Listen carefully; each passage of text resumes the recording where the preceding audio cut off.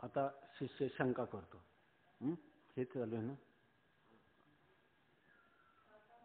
शिष्य म्हणतो, रज्जू ज्ञानाने रज्जू अधिष्ठान चैतन्याचे ज्ञान होते आणि ते चैतन्य कल्पित सर्पात अधिष्ठान आहे, म्हणून सर्पाची निवृत्ती म्हणणे योग्य आहे.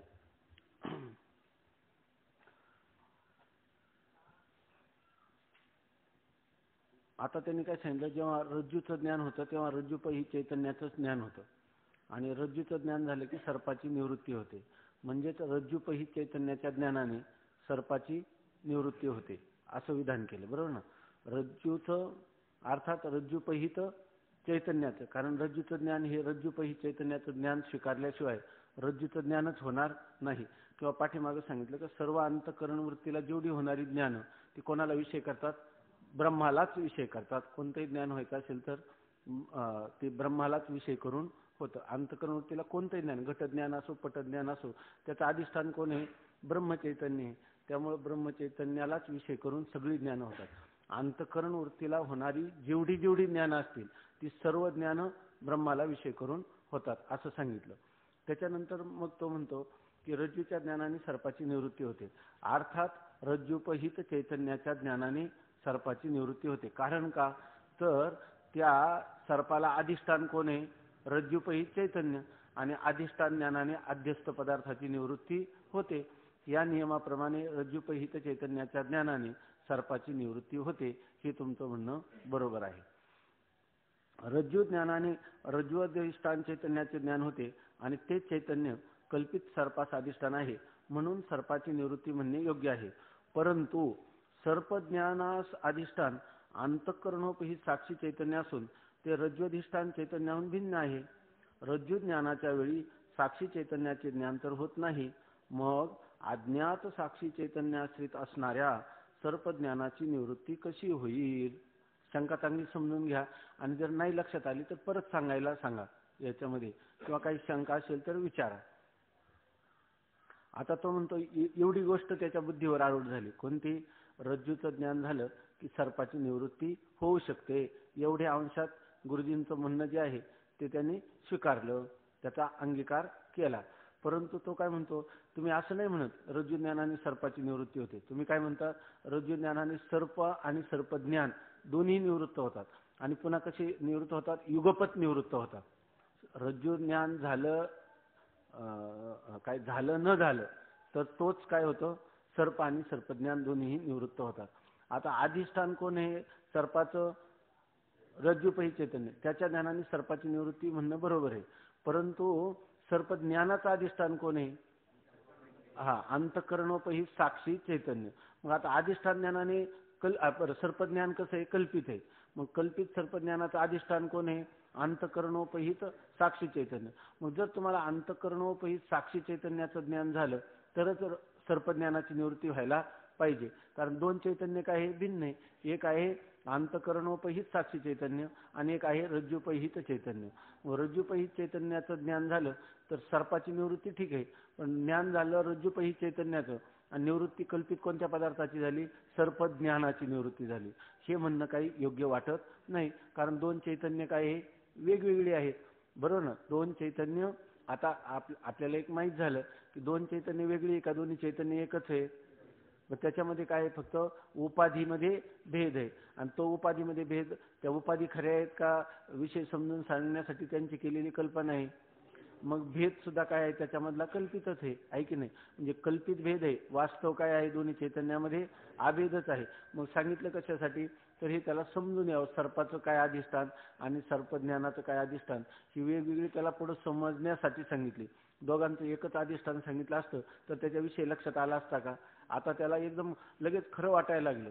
वास्तविक त्याला त्या एकच चैतन्य असताना जेव्हा उपाधी दोन सांगितल्या तर त्याच्या बुद्धीवर आरूढ होण्यासाठी सोपं गेलं की नाही. एक काय सांगितलं, रज्जूपहित चैतन्याच्या आश्रित असणाऱ्या अविद्येच्या तमोगुणाचा परिणाम सर्प आहे आणि अंतःकरणोपहित साक्षी चैतन्याच्या आश्रित असणाऱ्या सत्वगुणाचा परिणाम सर्पज्ञान आहे असं सांगितल्यावर त्याला पटलं की नाही.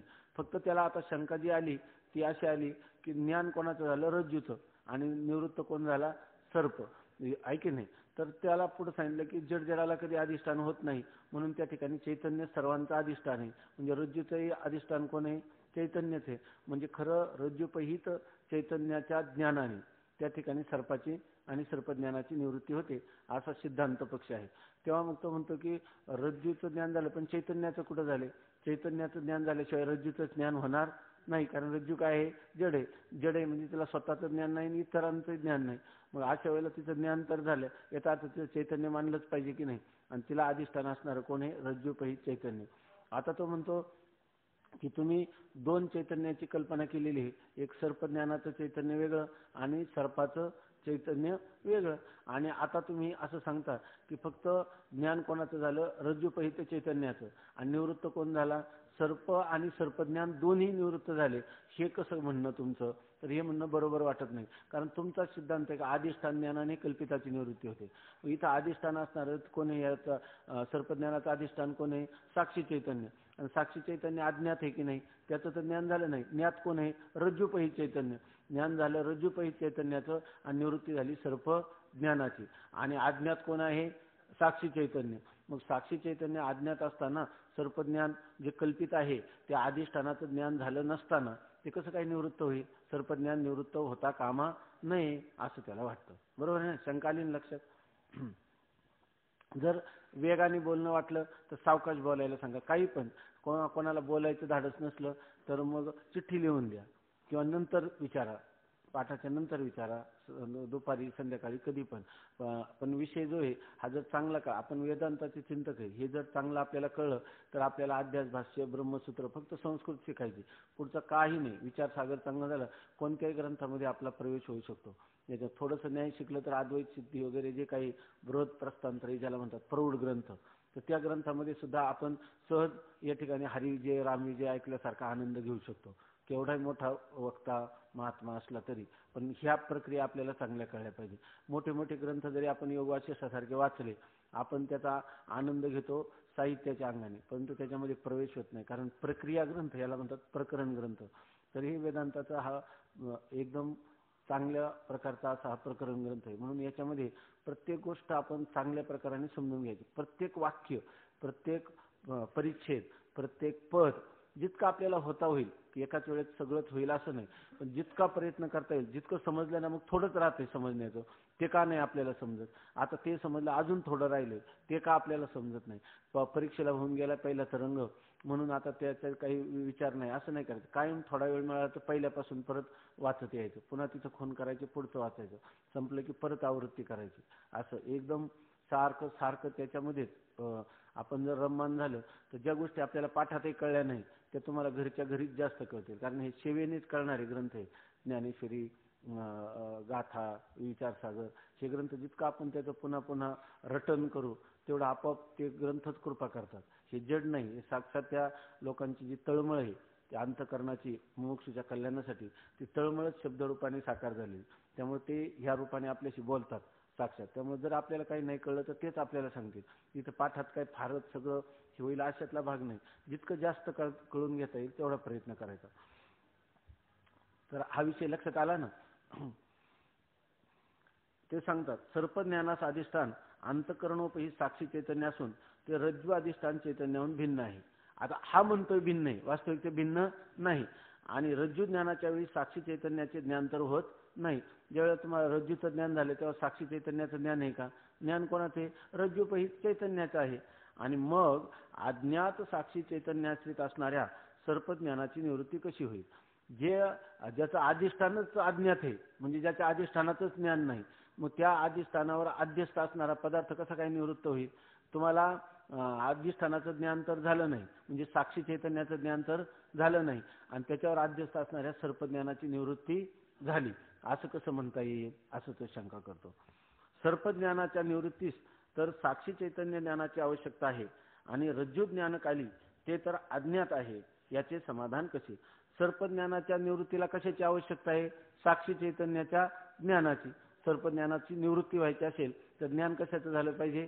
साक्षी चैतन्याचं. आणि आता ज्ञान तर कशाचं झालेलं आहे? रज्जूपहित चैतन्याचं. आणि झालं कशाचं नाही? अधिष्ठानाचं. अधिष्ठान कोण आहे? साक्षी चैतन्य. मग साक्षी चैतन्याच्या ज्ञाना वाचून अध्यस्त असणाऱ्या किंवा कल्पित असणाऱ्या सर्पज्ञानाची निवृत्ती कशी होईल हे काही माझ्या लक्षात येत नाही. आणि आपण तर विधान केलं तेव्हा त्याचं सामंजस्य कसं आहे, तर त्या समन्वय काय आहे तो मला तुम्ही समजावून सांगा असं म्हणतो. याचे समाधान कसे? श्री गुरु उत्तर देतात. आता याचे एक उत्तर असे आहे की जितके ज्ञान म्हणून आहे तितके विषयावर अवलंबून आहे. विषय असेल तर ज्ञान असणार, विषय निवृत्त झाला की ज्ञान आपोआप निवृत्त होणार. दुसरे उत्तर असे आहे की निवृत्ती दोन प्रकारची आहे. पहिल्यांदा हे पहा, आता त्याला समजावून सांगतात. जेवढं जेवढं म्हणून ज्ञान आहे म्हणजे कोणते, आता आपल्याला घट ज्ञान आहे, हे पट ज्ञान आहे, सगळं ज्ञान कशावर अवलंबून आहे? विषयावर अवलंबून आहे. म्हणजे घट विषय असला तर घट ज्ञान होणार, विषयच नसला तर काय ज्ञान होणार आपल्याला? म्हणजे कोणतंही ज्ञान असो, घट ज्ञान असो, पट ज्ञान असो, सर्पज्ञान असो, स्वप्नस्थ पदार्थांचं ज्ञान असो, त्या वेळेला ते विषय असतात तेव्हाच त्याचं ज्ञान होतं ना. म्हणजे ज्ञान कशावर अवलंबून? विषय नसला तर ज्ञान होईल का? घटच समोर नाही विषय आणि घट ज्ञान झालं असं होईल का? होणार नाही. ज्ञान कशावर अवलंबून आहे? विषयावर अवलंबून आहे. याचे एक उत्तर असे आहे की जितके ज्ञान म्हणून आहे तितके विषयावर अवलंबून आहे. विषय असेल तर ज्ञान असणार, विषय निवृत्त झाला की ज्ञान आपोआप निवृत्त होणार. विषय समोर असला की ज्ञान असणार आणि विषय निवृत्त झाला की त्यावेळेला त्याचं ज्ञानही होणार नाही. विषय गेलं का ज्ञान गेलं, विषय असला की ज्ञान आलं. म्हणजे जेवढं जेवढं ज्ञान आहे ते सगळं विषयावर अवलंबून आहे. विषय निवृत्त झाला की त्याच्या ज्ञानाची देखील निवृत्ती होते. आता दुसरे उत्तर असे आहे की तो म्हणतो ना निवृत्ती, निवृत्ती शब्द आहे ना, सर्पाची निवृत्ती, सर्पज्ञानाची निवृत्ती. तेव्हा ते निवृत्तीचे प्रकार काय आहेत? तर ते निवृत्तीचे दोन प्रकार सांगतात. निवृत्ती दोन प्रकारची आहे. कारणासह कार्याची जी निवृत्ती ती अत्यंत निवृत्ती, आणि कारणाच्या ठिकाणी कार्याची जी निवृत्ती ती लयरूप निवृत्ती. आपल्याला हे चिंतन झालेलं आहे ना. कधी कधी काय होतं, कारणासह कार्याची जर निवृत्ती झाली तर तिला काय म्हणतात? आत्यंतिक निवृत्ती. आणि ज्या वेळेला फक्त कार्याची निवृत्ती होते परंतु कार्याची निवृत्ती आत्यंतिक निवृत्ती होत नाही, ते कार्य आपल्या कारणामध्ये लीन होऊन राहतं. जसं मीठ पाण्यामध्ये आहे की नाही, मीठ दिसतं का आपल्याला? मिठाची निवृत्ती झाली, ती आत्यंतिक निवृत्ती झाली का? नाही. पाण्यामध्ये त्याचा खारटपणाच्या रूपाने म्हणजे अत्यंत सूक्ष्म रूपाने ते आहेच की नाही. मग त्याची निवृत्ती आत्यंतिक निवृत्ती म्हणजे काय? जी निवृत्ती झाली की पुन्हा कधी त्या पदार्थाची उत्पत्ती होत नाही, त्याला म्हणायचं आत्यंतिक निवृत्ती. आणि ज्या पदार्थाची पुन्हा उत्पत्ती होऊ शकते, जसं बीज आहे, तर त्या बीजामध्ये वृक्ष लीन होऊन राहिलेला आहे की नाही, त्या बीजापासून काय होते? पुन्हा वृक्षाची उत्पत्ती होते. मग वृक्षाची निवृत्ती झाली तरी सुद्धा त्या बीजामध्ये वृक्ष आहेत की नाही त्याच्यामध्ये. आणि आत्यंतिक निवृत्ती म्हणजे तो बीज आहे आणि ते जर आपण बीज भाजलं तर त्या ठिकाणी उत्पत्ती करण्याचं सामर्थ्य आहे का? नाही. उत्पत्तीच्या सामर्थ्यासहित ते बीज काय झालं? नष्ट झालं. त्याची काही निवृत्ती झाली, आत्यंतिक निवृत्ती. आणि जर दुसरं बीज असेल तर ते बीज जमिनीमध्ये रोवलं तर त्यापासून उत्पत्ती होते का नाही? झाड काही दिवस राहिलं तर नष्ट झालं. नष्ट झालं का बीज रूपाने आहेच, पुन्हा बीज रूपाने आहेच आहे. त्याची आत्यंतिक निवृत्ती झाली का त्या वृक्षाची? झाली नाही. त्याप्रमाणे स्वामी महाराज विनोदाने सांगायचं, आपण अनेक वेळेला सांगितलं असेल, एखाद्या माणसाचे आपण न्हाव्याकडून केस कापतो त्यावेळेला त्या केसांची निवृत्ती झाली नाही का? झाली. परंतु ती आत्यंतिक निवृत्ती झाली का लयरूप निवृत्ती झाली? आपण म्हणतो, स्वामी महाराज विनोदाने म्हणायचे की न्हावी उठला आणि खुंट फुटला, पुन्हा लगेच ते केस डोकावतात, तो किती लांब गेला. म्हणजे याचा अर्थच असा की निवृत्ती झाली नाही का? झाली, पण लय निवृत्ती. आणि समजा एखाद्या माणसाला टक्कलच पडलं तर त्याला पुन्हा केस उगवत नाही, म्हणजे ती निवृत्ती कोणती झाली? आत्यंतिक निवृत्ती. तसं मुमुक्षुला अभिप्रेत कोणती निवृत्ती आहे? आत्यंतिक सुखाची निवृत्ती. त्याला सुखाची आत्यंतिक निवृत्ती त्याला काय आहे? इष्ट आहे की नाही? दुःखाची आत्यंतिक निवृत्ती. दुःख ते कैसे? नये स्वप्नास. त्याला दुःखाची काय आहे? आत्यंतिक निवृत्ती अपेक्षित आहे. आणि सुखाची किंवा आनंदाची त्याला प्राप्ती, आणि ती कोणत्या? लयरूप. अशा प्रकारचा आनंद का परमानंद, परमानंदाची प्राप्ती. म्हणजे ज्या आनंद त्याला म्हणतात निरतिशय आनंद, परमानंद. म्हणजे त्या आनंदासारखा दुसरा आनंद नाही आणि त्याच्यापेक्षा श्रेष्ठ दुसरा आनंद नाही, अशा आनंदाची इच्छा आहे. त्याला दुसरं नाव काय आहे? मोक्ष. असं त्याला ना घाबरायचं नाही, सरळ बोलायचं. कारणासह कार्याची जी निवृत्ती ती अत्यंत निवृत्ती. कारण आणि कार्य या दोघांची निवृत्ती असेल तर त्याला काय म्हणायचं? आत्यंतिक निवृत्ती. आणि केवळ कार्याची निवृत्ती आहे, पण ती कशामध्ये? कारणामध्ये. म्हणजे कार्य फक्त कारणामध्ये लीन झाल्यामुळं ते कार्यरूपाने आपल्याला दिसत नाही एवढंच, परंतु ते नष्ट झालेलं नसतं, त्याचा आत्यंतिक नाश झालेला नसतो. त्याला कोणती निवृत्ती म्हणतात? लयरूप निवृत्ती. मग आता हे बघा, हे काही केवळ इथं सांगतात एवढंच लक्षात घ्यायचं नाही. हे जर आपल्या चांगलं लक्षात आलं तर पुढे त्यांना जो काही विषय सांगायचा आहे तो आपल्या लक्षात येईल. म्हणून लयरूप निवृत्ती आणि आत्यंतिक निवृत्ती अशी निवृत्तीचे दोन प्रकार आहेत. लयरूप निवृत्तीमध्ये कार्याची कारणामध्ये लीनता असते, म्हणजे लय होऊन राहतो, आणि आत्यंतिक निवृत्तीमध्ये कार्य आणि कारण दोन्ही नष्ट होऊन जातात. ज्याच्यामध्ये कारणासहित कार्याची निवृत्ती होते त्याला अत्यंत निवृत्ती म्हणतात, आणि ज्या कार्याची कारणामध्ये लय होतो त्याला लयरूप निवृत्ती असे म्हणतात. ठीक आहे ना. यच्चयावत कल्पित वस्तूंचे कारण अधिष्ठान ब्रह्म चैतन्याश्रित अज्ञान आहे. त्या अज्ञानासहित कार्याची निवृत्ती त्याच्या अधिष्ठान ज्ञानानेच होते, आणि कारणाच्या निवृत्ती वाचून फक्त कारणामध्ये कार्याची लयरूप निवृत्ती तर अधिष्ठान ज्ञाना वाचूनही होते. ज्याप्रमाणे झोपेमध्ये किंवा प्रलयामध्ये सर्व पदार्थांचा लय अज्ञानामध्ये अधिष्ठान ब्रह्मज्ञाना वाचून होतो. आता सांगतात यच्च यावत कल्पित वस्तूंचे कारण, म्हणजे सगळ्या यच्च यावत म्हणजे काय ब्रह्मापासून म्हणजे ब्रह्मदेवापासून तर गवताच्या काडीपर्यंत जेवढ्या जेवढ्या वस्तू आहेत ह्या सगळ्या वस्तूंना मूळ कारण जर कोण असेल तर ब्रह्म चैतन्याच्या आश्रित असणारं अज्ञान. अज्ञान कोणाच्या आश्रयाने राहतं? अज्ञान जड आहे, त्याच्या अज्ञानाला काय पाहिजे? अधिष्ठान. आणि अधिष्ठान कोण आहे? व्यापक असणारं ब्रह्मचैतन्य. हे यच्च यावत वस्तूचं कारण आहे. ब्रह्मचैतन्य कारण आहे का ब्रह्मचैतन्याच्या आश्रयाने राहणारी अविद्या त्याला कारण आहे, किंवा ब्रह्मचैतन्याच्या आश्रयाने राहणारी माया, अविद्या, प्रकृती, अव्याकृत अशी त्याची नाव आहेत. म्हणजे यच्च यावत म्हणजे जे जे काही असेल त्या सगळ्या पदार्थांचा कारण कोण आहे असं जर आपण पाहिलं तर कारण कोण आहे? माया, आहे की नाही. आणि ती माया कोणाच्या अधिष्ठाने राहते? ब्रह्मचैतन्याच्या आश्रयाने राहते. म्हणजे त्या मायेचं अधिष्ठान कोण आहे? ब्रह्मचैतन्य. त्या ब्रह्मचैतन्यावर माया कल्पित आहे की नाही. आणि त्या मायेचा परिणाम असणारं हे संपूर्ण यच्च यावत जगत देखील त्याच्यावर काय आहे? कल्पित आहे. आता थोडक्यात इथं चिंतन असं झालं का यच्च यावत पदार्थांचं कारण माया, ती मायेचा अधिष्ठान ब्रह्मचैतन्य आहे, आणि ते ब्रह्मचैतन्य एकच आहे. बरोबर आहे की नाही? एकच आहे. यच्च यावत कल्पित वस्तूंचे कारण अधिष्ठान ब्रह्मचैतन्याश्रित अज्ञान आहे, आणि त्या अज्ञानासहित कार्याची निवृत्ती त्याच्या अधिष्ठान ज्ञानानेच होते. सिद्धांत काय आहे की अध्यस्त पदार्थाची निवृत्ती अधिष्ठान ज्ञानाने होते. तेव्हा आता हे अज्ञान आणि अज्ञान कार्य दोन्ही अध्यस्त आहेत, आणि दोन्हींनाही अधिष्ठान कोण आहे? ब्रह्मचैतन्य आहे. ते ब्रह्मचैतन्य एकमेवा द्वितीय आहे. तर ह्या अज्ञान आणि अज्ञान कार्याची जर निवृत्ती झाली तर तिला काय म्हणायचं? आत्यंतिक निवृत्ती. ती आत्यंतिक निवृत्ती आता अधिष्ठान ज्ञाना वाचून होईल का? नाही.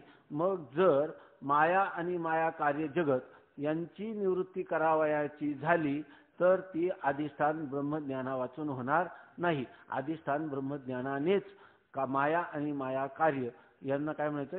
आत्यंतिक निवृत्ती ही ब्रह्मज्ञानानेच होईल. ठीक आहे ना. आणि कारणाच्या निवृत्ती वाचून फक्त कारणामध्ये कार्याची लय रूप निवृत्ती तर अधिष्ठान ज्ञाना वाचूनही होते. आता आत्यंतिक निवृत्ती अधिष्ठान ज्ञाना वाचून होणार नाही, परंतु फक्त कार्यरूप असणारं जगत त्याची कारणामध्ये होणारा जो लय तो अधिष्ठान ब्रह्मज्ञान नसलं, अधिष्ठान ब्रह्माचं ज्ञान नसलं तरी त्याची लयरूप निवृत्ती व्हायला काय हरकत आहे? कार्य फक्त कारणामध्ये लीन व्हायला काय हरकत आहे? अधिष्ठान ज्ञाना वाचूनही होऊ शकते. म्हणजे याचा अर्थ काय? आत्यंतिक निवृत्ती ब्रह्मज्ञानाने होते, पण लयरूप निवृत्ती जी आहे ती ब्रह्मज्ञाना वाचूनही होते. ज्याप्रमाणे झोपेमध्ये किंवा प्रलयामध्ये सर्व पदार्थांचा लय अज्ञानामध्ये अधिष्ठान ब्रह्मज्ञाना वाचून होतो. आता झोपेमध्ये संपूर्ण जगत जे आहे त्याची प्रतीती येते का आपल्याला? नाही. त्या सगळ्या जगताचा काय होतो? लय होतो. म्हणजे कार्यरूप असणारं जगत हे आपल्या कारणामध्ये लीन होतं, आहे की नाही. किंवा ज्या वेळेला प्रलय होतो त्यावेळेला प्रलयानंतर हे जगत आहे का? नाही. पण ते आपलं जे कारण माया, त्या मायेमध्ये जगत अव्यक्त स्वरूपात राहतं की नाही? त्यावेळेला आहे. पण तिथं ब्रह्मज्ञानाची आवश्यकता आहे का? नाही, कारण निवृत्ती झाली नाही का जगताची? झाली. ब्रह्मज्ञाना वाचून झाली, पण ती आत्यंतिक निवृत्ती झाली नाही, ती लयरूप निवृत्ती झाली.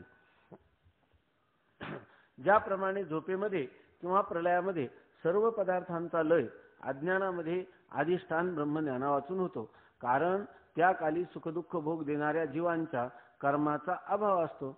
आता झोपेमध्ये आपण सकाळी उठलो की आपल्याला सुख दुःख देणारी आजच्या दिवसात ज्या सुख दुःखांचा आपल्याला म्हणजे पूर्वीच्या पाप पुण्याचं कर्माचं फल, पाप पुण्यात्मक जी कर्म आपल्याकडून घडली ती कर्म जेव्हा फल देण्यासाठी सन्मुख होतात आजच्या दिवसाचं, लक्षात आलं ना, आजच्या दिवशी आपल्याला त्या पाप पुण्यात्मक कर्माचा सुखदुःख रूपाने भोग होणार आहे असं एकदा ठरलं आणि ती समोर येऊन उभी ठाकली म्हणजे सन्मुख झाली, म्हणजे फल देण्याला प्रवृत्त झाली की आपल्याला काय येते? जाग येते, आहे की नाही? आपल्याला काय होते? जाग येते, आपण जागृत होतो आणि दिवसभर त्या कर्माचं फल सुखदुःख भोगून संपलं की मग काय येते?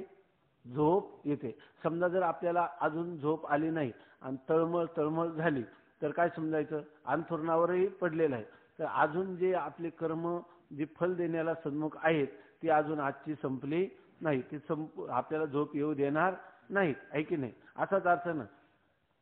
मग झोपेमध्ये त्या कर्मांचा लय होतो की नाही? होतो. कुठं लय होतो? आपल्या कारणामध्ये लय होतो. त्याची निवृत्ती होते की नाही? होते. कशामध्ये होते? अज्ञानामध्ये, कारणामध्ये होते. कारण असं लिहिलं, कारण त्या काली म्हणजे प्रलयकाली किंवा सुषुप्तीच्या काली सुखदुःख भोग देणाऱ्या जीवांच्या कर्माचा अभाव असतो. त्या ठिकाणी सुखदुःख देणारी जी कर्म आहेत ते कर्म त्या ठिकाणी सन्मुख झाले नाही. इथं अभाव असतो म्हणजे अत्यंत अभाव सांगायचा आहे का लयरूप अभाव सांगायचा आहे? लयरूप अभाव. जो पावे तो भोग देणारे कर्म सन्मुख असते तो पावे तो झोप येणार नाही किंवा जगताचा प्रलयही होणार नाही. संपूर्ण समष्टी जगताला जोपर्यंत कर्माचा भोग द्यायचा व्हायचा आहे तोपर्यंत प्रलयकाली येईल का?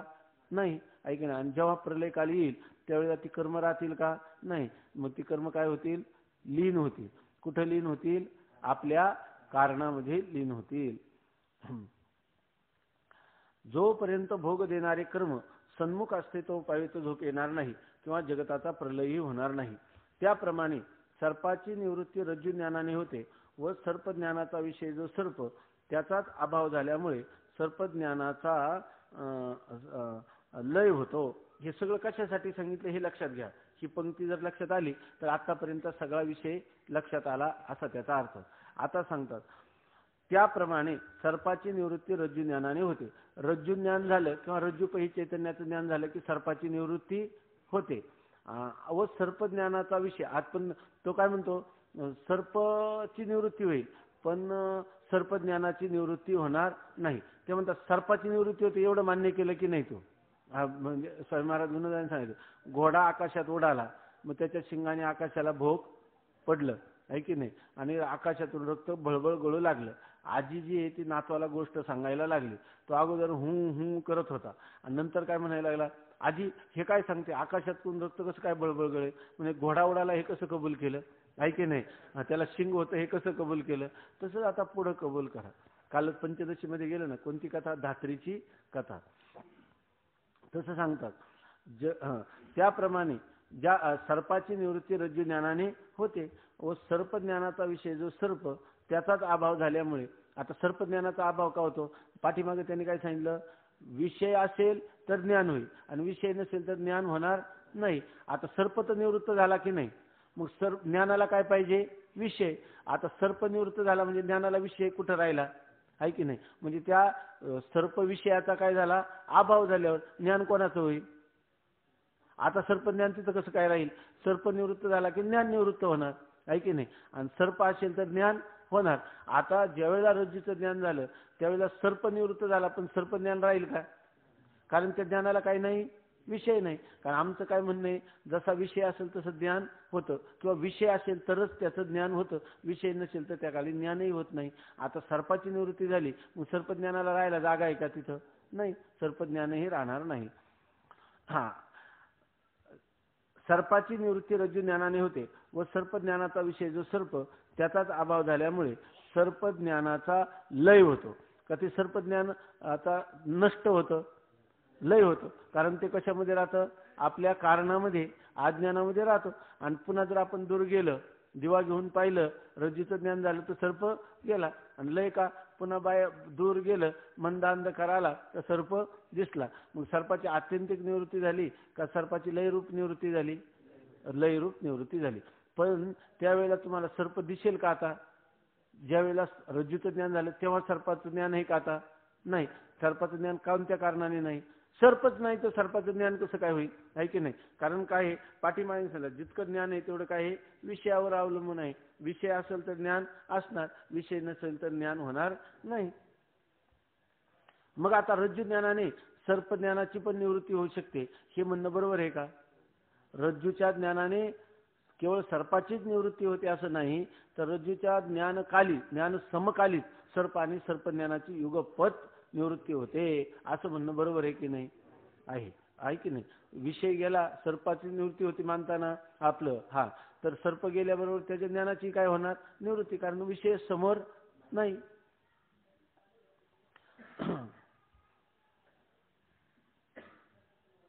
त्याप्रमाणे सर्पाची निवृत्ती रज्जू ज्ञानाने होते व सर्पज्ञानाचा विषय जो सर्प त्याचाच अभाव झाल्यामुळे सर्पज्ञानाचा लय होतो. म्हणजे सर्पाचा काय होतो? अभाव, आणि सर्पज्ञानाचा काय होतो? लय. याप्रमाणे सर्पाच्या नाशामुळे सर्पज्ञानाचा नाश म्हणा, किंवा सर्पाच्या अभावामुळे सर्पज्ञानाचा अज्ञानात लय म्हणा, एकंदरीत सर्पाचा नाश किंवा लय सर्पज्ञानाच्या नाशास किंवा लयास कारण आहे. बघा आता हे एक वाक्य समजावून घ्या. याप्रमाणे सर्पाच्या नाशामुळे, सर्पाचा नाश झाला की काय झाला? सर्पज्ञानाचाही नाश. सर्पाच्या नाशामुळे सर्पज्ञानाचा नाश, कारण विषय समोर राहिला नाही. सर्पज्ञानाचा नाश झाला, आपलं सर्पाचा नाश झाला की सर्पज्ञानाचा नाश असंही म्हटलं तरी हरकत नाही. किंवा सर्पाच्या अभावामुळे, किंवा जर तुम्ही काय म्हणलं सर्पाचा अभाव, अभाव म्हणजे इथं अर्थ काय घ्यायचा आहे अभावाचा? सर्पाचा आपल्या असणाऱ्या कारणामध्ये लय, आहे की नाही? असा ह्या सर्पाचा जर अभाव झाला तर सर्पज्ञानाचा अज्ञानात लय. एक तर सर्पाचा नाश झाला की सर्पज्ञानाचा नाश असं म्हणलं तरी काही हरकत नाही. किंवा असं म्हणा की त्या ठिकाणी सर्पाचा अभाव झाल्यामुळं सर्पज्ञानाचा आपलं कारण असणारं, सर्पाचं कारण असणारं जे अज्ञान, त्या अज्ञानामध्ये त्याची लयरूप निवृत्ती म्हणा. एकंदरीत सर्पाचा नाश किंवा लय सर्पज्ञानाच्या नाशास किंवा लयास कारण आहे. या सर्वाचा अर्थ काय झाला? सर्पाचा नाश झाला की सर्पज्ञानाचा नाश म्हणा, किंवा सर्पाचा लय म्हणजे अभावरूप, सर्पाचा अभाव हा सर्पज्ञानाच्या लयाला, लयाला म्हणजे आपल्या अज्ञानामध्ये होणाऱ्या लयाला किंवा लीनतेला, आपल्या कारणामध्ये तो काय होतो? लीन होऊन राहतो. म्हणजे सर्पाचा नाश हा आपल्या सर्पज्ञानाच्या नाशाला, किंवा सर्पाचा अभाव हा सर्पाच्या लयाला म्हणजे आपल्या कारणात लीन होण्याला कारण आहे असं म्हणण्याला हरकत नाही. एकंदरीत सर्पाचा नाश किंवा लय सर्पज्ञानाच्या नाशास किंवा लयास कारण आहे. एक तर सर्पज्ञानाचा नाश म्हटलं तरी हरकत नाही, सर्पज्ञानाचा लय म्हटलं तरी हरकत नाही. आता शिष्य पुन्हा शंका घेतो, सर्पाचा नाश सर्पज्ञानाच्या नाशास कारण नाही. तो म्हणतो सर्पाचा नाश झाला तरी सर्पज्ञानाचा नाश होणार नाही. तुम्ही सांगता की सर्पाचा नाश झाला की सर्पज्ञानाचाही नाश होतो, पण मला असं वाटतं की सर्पाचा नाश हा सर्पज्ञानाच्या नाशाला कारण होणार नाही. इतकं परोपरीने समजावून सांगितलं होतं की नाही त्याला, तरी त्याला शंका आहे. ती शंका कशी करतो बघा.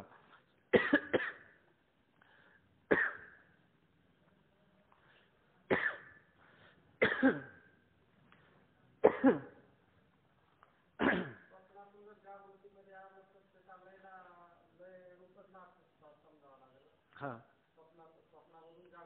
हा, तरी ते स्वप्न, कारण पुन्हा स्वप्न पडतंच ना, पुन्हा स्वप्न पडतं. ते स्वप्न पडलं नाही तर स्वप्न रूपाने दुसरं स्वप्न तरी आहेच ना.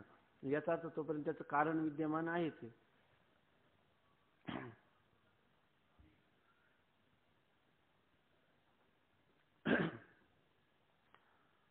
शिष्य म्हणतो सर्पाचा नाश सर्पज्ञानाच्या नाशास कारण नाही.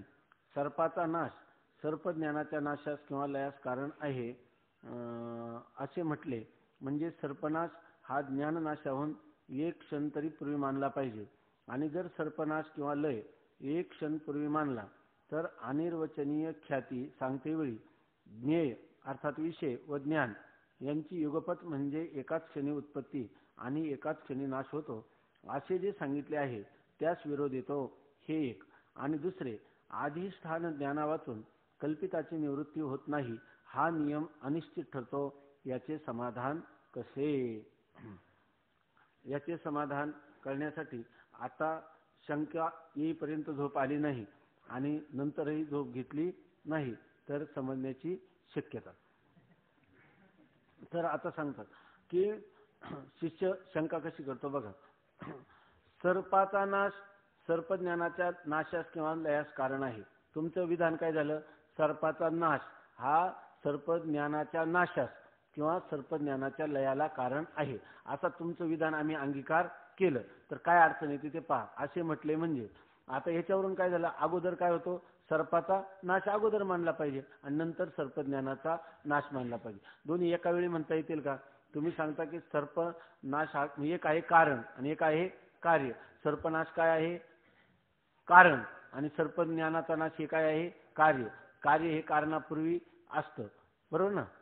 कार्य हे कारणापूर्वी असतं का कारण हे कार्यापूर्वी असतं का कार्य हे कारणानंतर असतं? कारण हे कार्यापूर्वी असतं का कार्य हे कारणानंतर असतं? दोन्ही पण बरोबर आहे की नाही? कारण अगोदर असतं आणि कार्य काय असतं? नंतर असतं.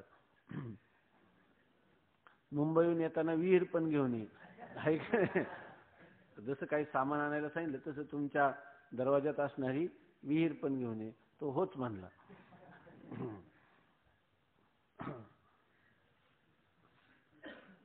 सर्पनाश हा नाननाशाहून एक क्षण तरी पूर्वी मानला पाहिजे. तुमचा सिद्धांत स्वीकारला. सर्पाचा नाश हा सर्पज्ञानाच्या नाशास किंवा सर्पाचा नाश हा सर्पज्ञानाच्या लयाला कारण आहे, बरोबर ना? असं जर स्वीकारलं का मग अगोदर काय होतं? सर्पाचा नाश, आहे की नाही? आणि नंतर काय होतं? सर्पज्ञानाचा नाश, आहे की नाही? मग त्याच्यामध्ये काय मानलं पाहिजे? ते दोन्ही एका वेळेला मानता येईल का त्यांचा एक क्षण तरी अगोदर आणि नंतर मानला पाहिजे? असं एक क्षण अगोदर काय होतो? सर्पनाश होतो आणि त्याच्या अव्यवहित म्हणजे त्याच्या लगेच उत्तर क्षणी काय होतं? सर्पज्ञानाचा नाश. पण एक क्षण का होईना त्याच्यामध्ये अंतर मानलं पाहिजे की नाही? कालाचं व्यवधान मानलं पाहिजे की नाही? मानलंच पाहिजे असं तो म्हणतो. आणि ही गोष्ट आपल्याला वाटते की नाही? पूर्वी नसेल वाटत. आता तो जेव्हा आपल्याला जागा करतो, आहे की नाही, तेव्हा आपल्याला वाटायलाच लागतं बरोबर आहे बरं का. ज्ञान कसं काय? अगोदर तो पदार्थाचा नाश होईल आणि नंतर त्या पदार्थाच्या ज्ञानाचा नाश होईल किंवा लय होईल. सर्पनाश हा ज्ञाननाशाहून एक क्षण तरी पूर्वी मानला पाहिजे. आणि जर सर्पनाश किंवा लय एक क्षण पूर्वी मानला, आता जर तुम्ही म्हणले काय हरकत नाही, अगोदर सर्प, कारण आम्हाला असं वाटतं की आता हा फारच बुद्धिवान आहे, आपल्याला अडवणार आहे, जाऊ द्या मान्य करून टाकू आता, आहे की नाही, पुढं कटकट नको म्हणून काय हरकत नाही.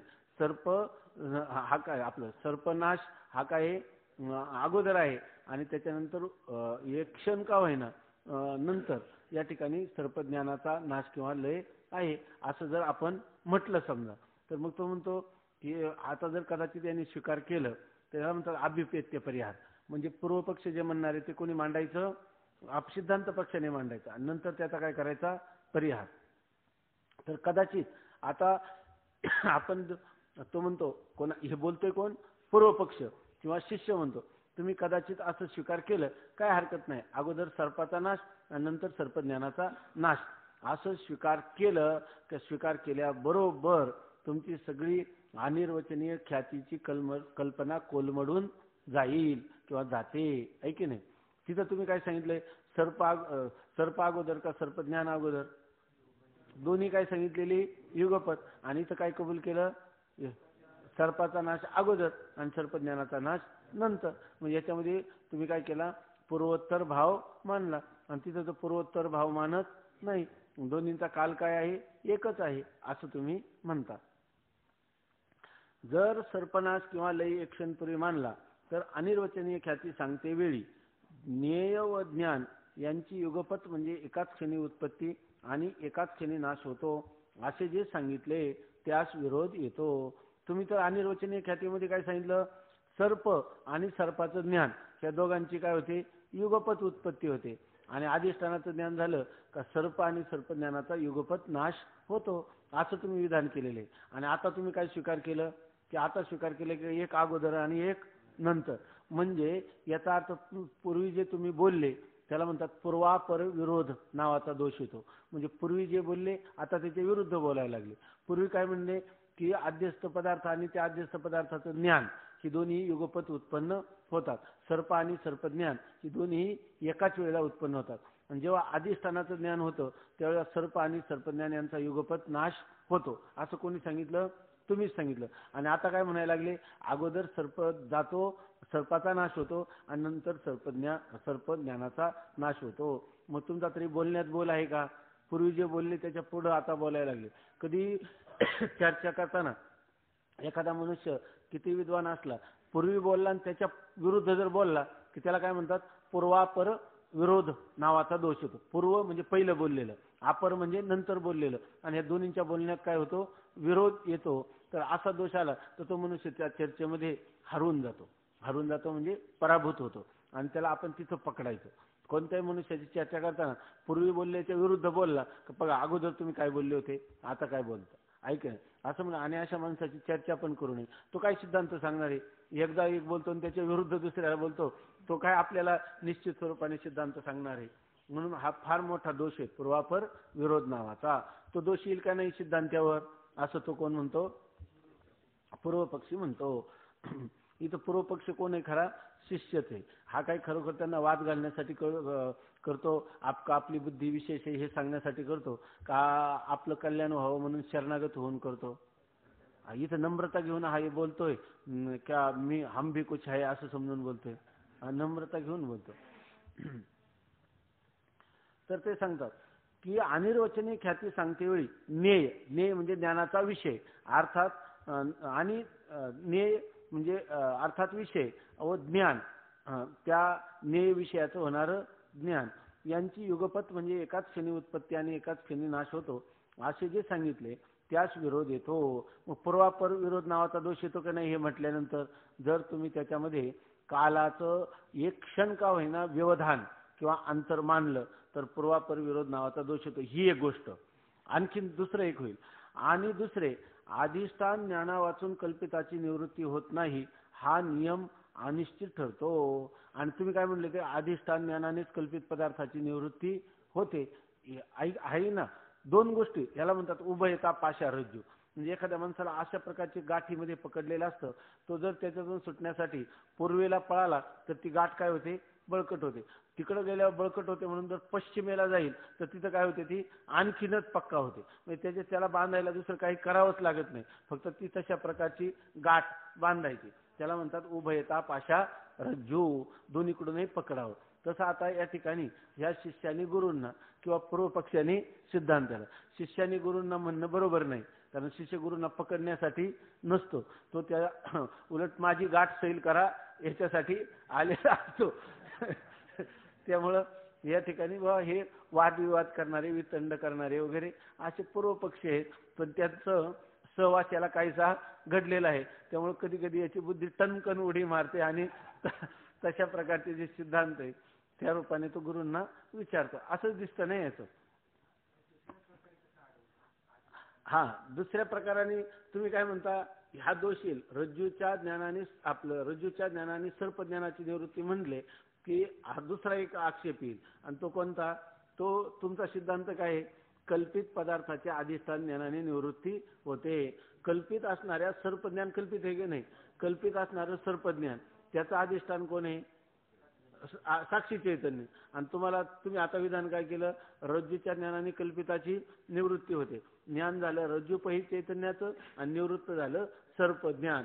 अधिष्ठान आहे दुसरं, दुसऱ्याच अधिष्ठानाचं ज्ञान झालं, आणि ज्या अधिष्ठानाचं साक्षी चैतन्याचं ज्ञान झालं नाही त्या ज्ञाना वाचून देखील सर्पज्ञानाची निवृत्ती झाली. हा एक दोष येईल की नाही. म्हणून त्याला काय म्हणायचं, उभयता पाशा रज्जू, आहे की नाही.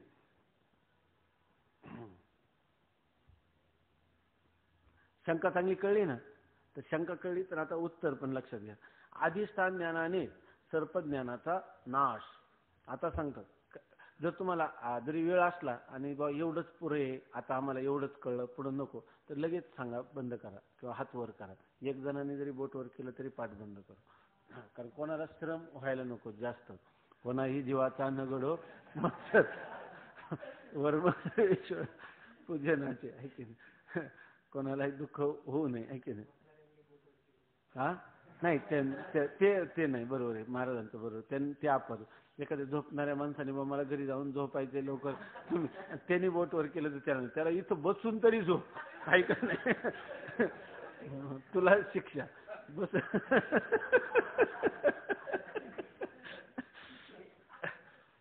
झोप घे नका पण बसून झोप.